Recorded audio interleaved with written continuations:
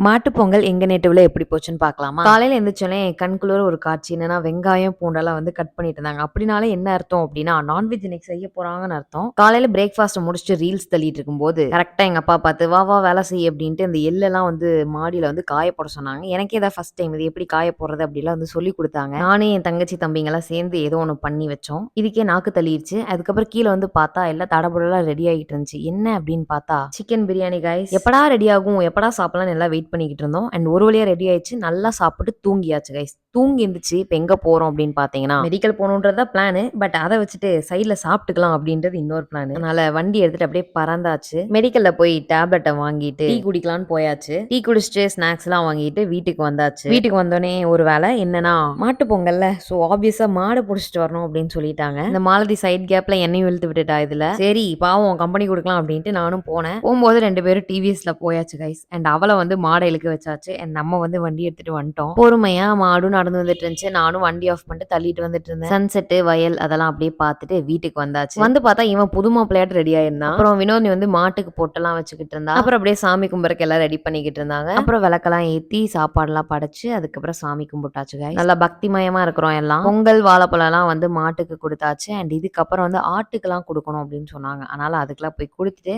அப்படியே இந்த டே முடிஞ்சது. உங்களுக்கு எப்படி போச்சுன்னு கமெண்ட்ல சொல்லுங்க. கன்சிஸ்டன்டா இருங்க.